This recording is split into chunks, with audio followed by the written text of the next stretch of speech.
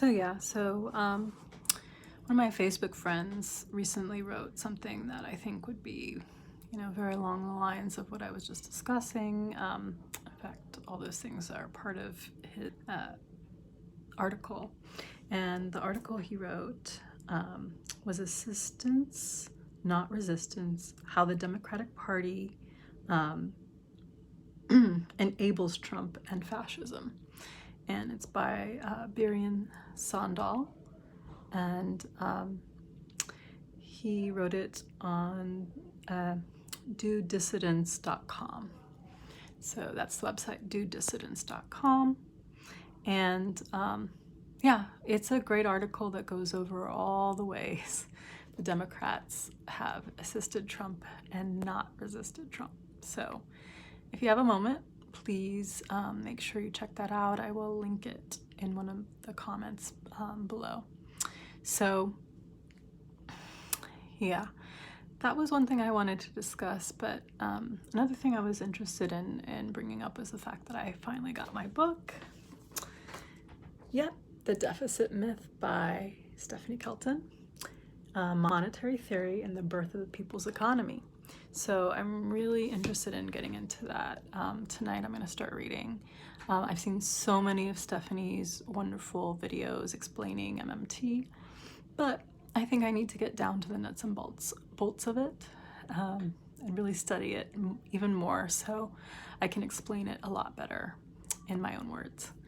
And, I've already started getting a little more comfortable with the idea of deficit spending and why it's not a bad thing, and running a deficit isn't bad for the United States, especially being a sovereign nation. But, the one thing I would want to know is how we can get, or enable ourselves to pass things through Congress, because Congress holds, kind of the purse, so to speak. And if they pass a bill, of course, once it gets passed, there's always the money, just like in any war. All of a sudden we always have the money. But, of course, how do we get those bills passed? How do we get them to agree to pass the Green New Deal or Medicare for All? And, since we can spend any amount of money, really, federally, there is nothing that says that we can't. Just like Alan Greenspan, said or slipped, I guess, when he was on the stand. He had to actually tell the truth, and he did. He said there's nothing holding us back from creating the money or having the money.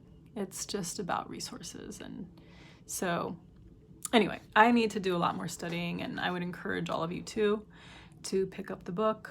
And, I'm not promoting it. I'm not making any money, talking about it. It's something I'm really interested in pursuing, learning. And I think any progressive who wants to have a valid way of going up against, naysayers saying, oh, we can't afford it. How do we pay for that? How could we ever pay for that? It's really good for us to study MMT so that we have a valid response and people can stop finally pretending that we don't have the money in the richest country in the world to afford things, nice things for the people. So, anyway, I know tomorrow is the final debate between Donald Trump and Biden. But I will watch it. I tend to watch everything just, to really see what, is in these people's minds, see how their, minds work, I guess. Obviously, the last debate didn't go well for either of them, and, it was kind of like a screaming match almost, and, it's really kind of sad to see. I went and I watched Howie Hawkins afterwards, and he was excellent.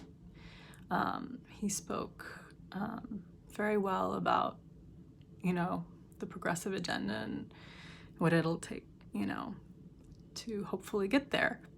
But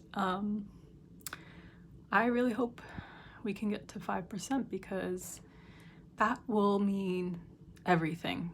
That will be such a big win for progressives to finally get that 5% threshold and get some political power. Finally, be able to have our agenda passed eventually. And, just being on the debate stage, changes the whole dynamic. Having a progressive party get to go on and talk about the agenda of the people rather than talk about all the hundreds of thousands of ways we cannot help the people because we just can't afford it. And, we tried, but presidents don't have that power, and, political parties don't really have that power, and, just all the blame game of why nobody can ever get anything done, in the government. And then, I have my friends on the opposite side who are saying, don't even bother voting because voting doesn't work. It's all a scam,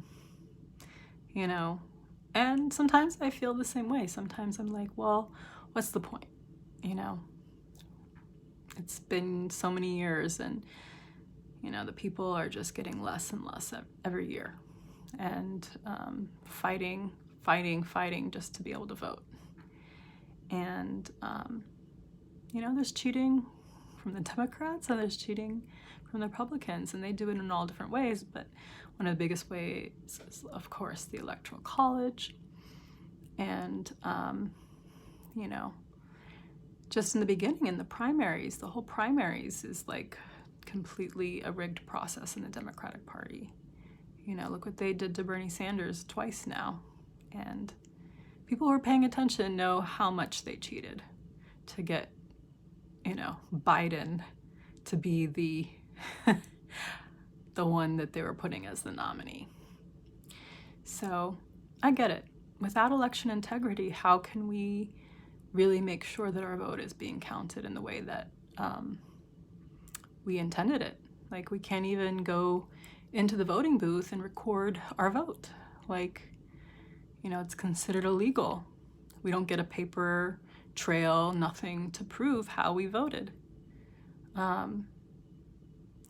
And we've had so many times where, like, the exit polls don't match. And in any other country, that would be a huge red flag, and, independent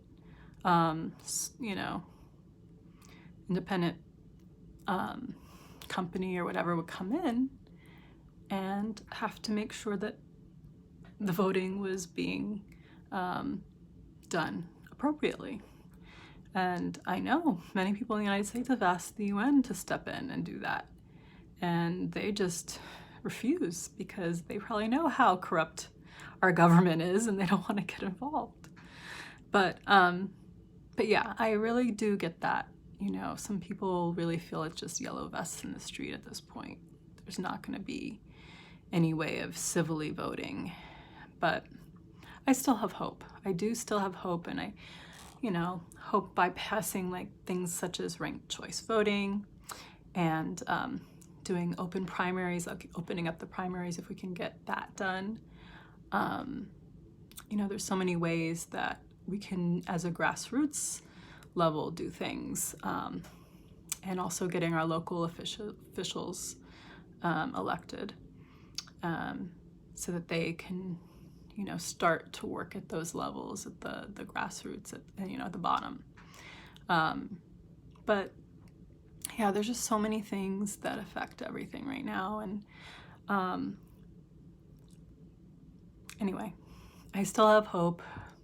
I know a lot of us still have hope, and we're, trying our best to work together and figure out what's the best way forward. And that's why I'm here. That's what I would like to discuss. And I don't want to just throw my hands up in the air and say, oh, that's it, we can't do anything, because I don't know if that helps anything either. Anyway, yeah, if you have any comments or any suggestions on what I should talk about in the future, I'm open ears to that. And,